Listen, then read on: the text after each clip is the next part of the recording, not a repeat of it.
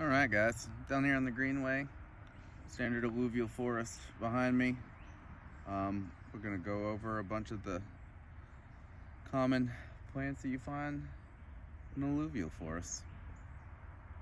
So here we've got pretty easily recognizable bark of an elm. I don't know if you can see that up there, but I'll get alternate leaves, small.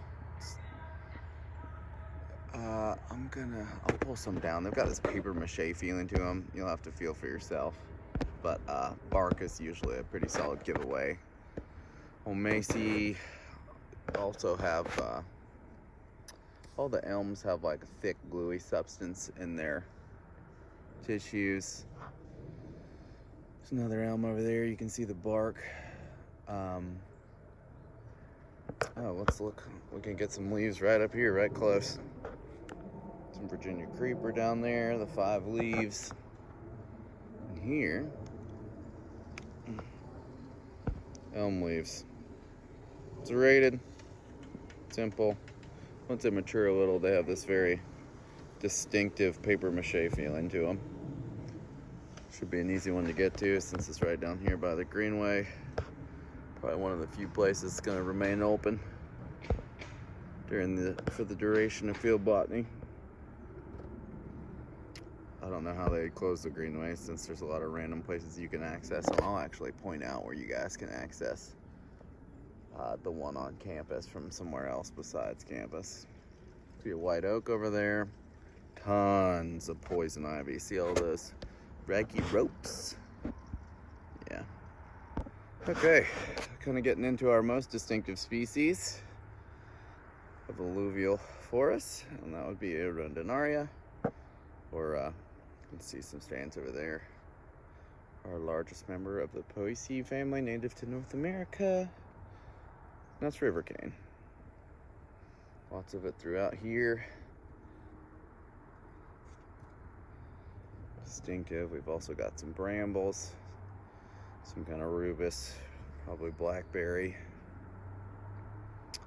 Trying to see if there's anything else different down there. You can see Toby Creek is down there. Everything's marked, getting marked for restoration, quote unquote, which first involves complete and total destruction.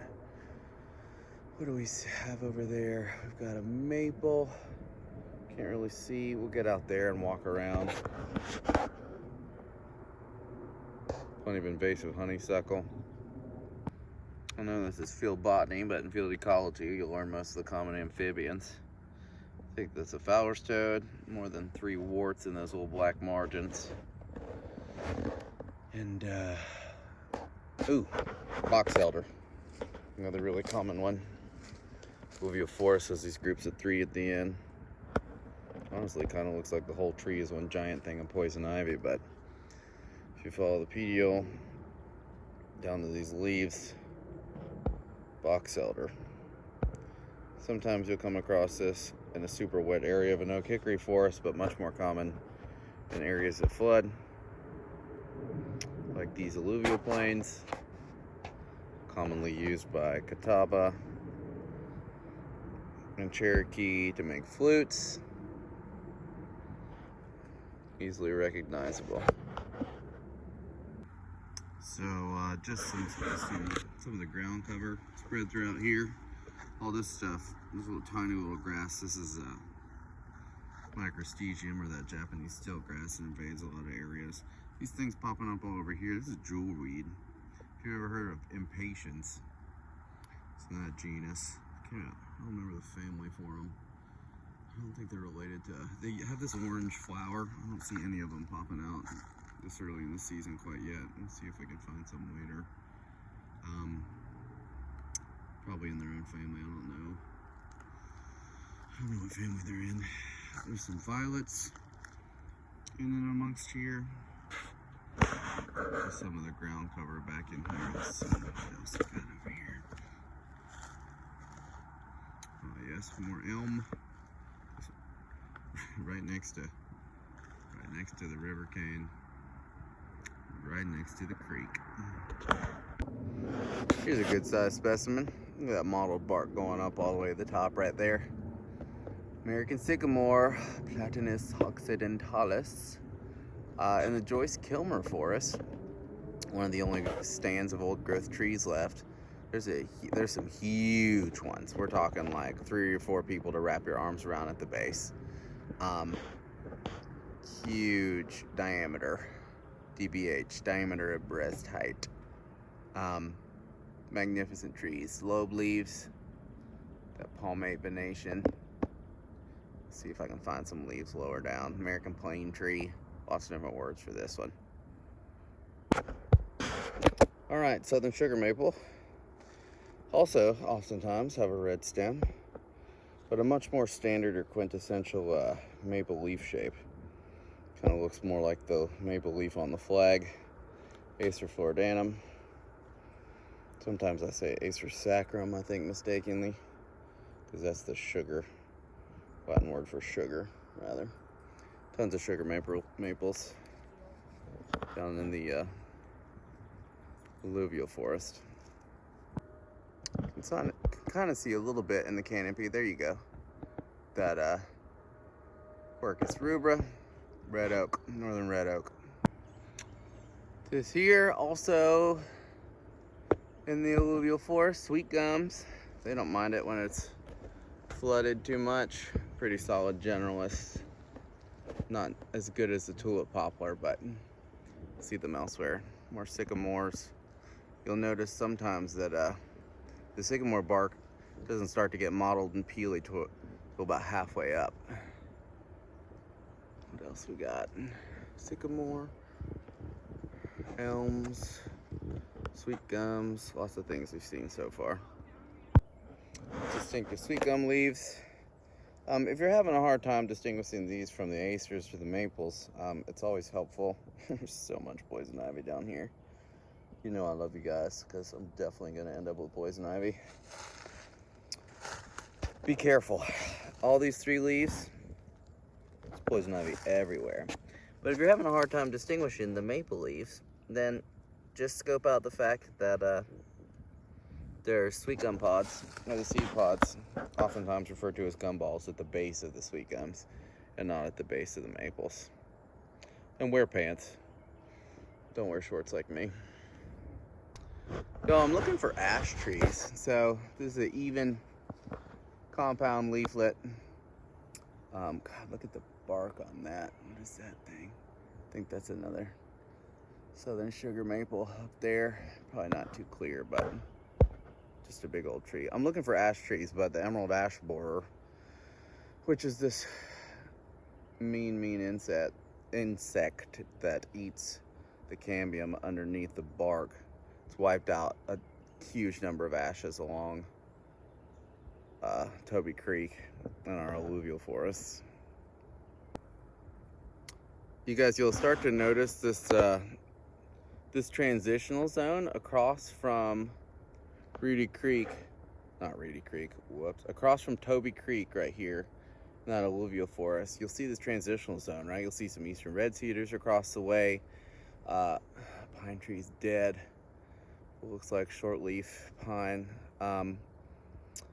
Across the way you see this mixture. You see some oaks and some hickories, but you also see some elms. You see one of those transitional zones because you've got some flooding, rarely all the way up to this other side here. But as it gets drier, you'll see an oak, hickory, pine mixture right next to this alluvial forest. Because one of the things I want to point out to you about elm trees is that, so sometimes they have pretty big leaves. Usually when I'd say they're teenagers. When they're younger, they're quite a bit smaller. And now sometimes these can be different species of elms as well, right? You can have winged elms where you have this winged bark along the edge, which we'll find here in a little while. But sometimes when they're little, focus. I want this focus. There we go. They can be quite a bit smaller. They still have that highly serrated edge. They still come to tips on the end. They're still oval shaped. They're still alternate. But you can see, I don't know if you can really see from here. I guess I should have just brought these over here. Let me break these off and show you. Don't worry, they've got plenty of leaves here. Yeah, you can see this teenage elm compared to this younger elm. And then once again, once a tree gets mature, its leaves will be oftentimes small again. See, there's 3 leaves of the Boxelder off in the distance. Oh yeah, that actually comes through that time. So don't let the size throw you off. In fact, what's even weirder is that oftentimes younger trees, or what I like to call teenagers, since they're in their growth spurt, they have really big leaves. And you'll be like, well, how are these still the same tree? Well, they can certainly still be the same tree. Oh, all right, I was hoping we'd find one of these. You can see formation of little mulberries. This is a red mulberry, Morus rubra, in the Moraceae family. A lot of figs as well.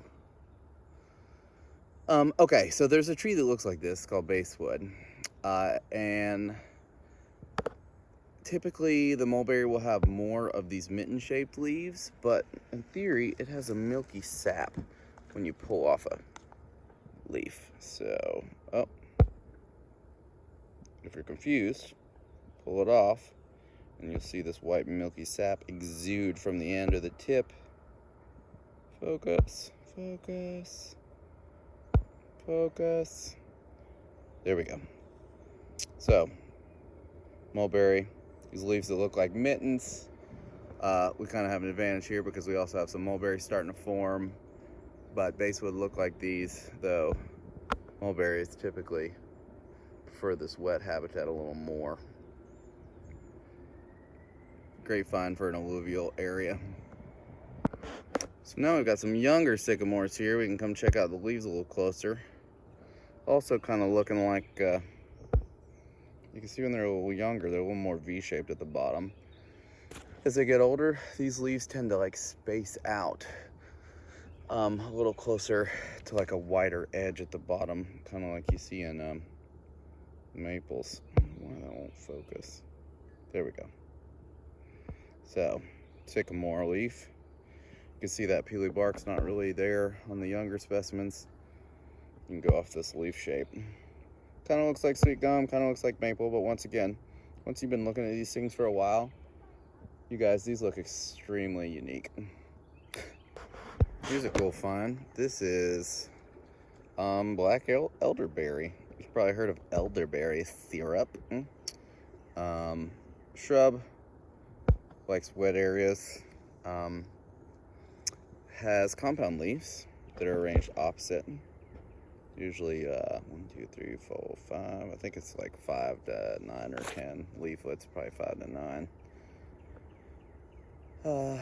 Sambucus canadensis. But yeah, you'll find these sometimes. Usually at woodland edges, oftentimes, but they definitely don't mind some flooding. They prefer good, well-drained, moisture-rich soil. Black elderberry. Here we have a dogwood, Cornus, Florida. It doesn't look like oh, there are some flowers up there towards the top. I don't know if you can see them. Still a few flowers left, but also you'll find from time to time in the understory. Try to zoom in on some of that for you. But here we've got a boxelder tree and crossvine growing up it, which is also common in these alluvial habitats. You can see those orange and yellow tubular flowers. Kind of gorgeous. Crossvine, Bignonia capreolata. I don't know the family. Once again, probably their own family. But really common evergreen vine. Let me see if I can get the leaves up close. Not really too clear, but you can definitely see the flowers right there.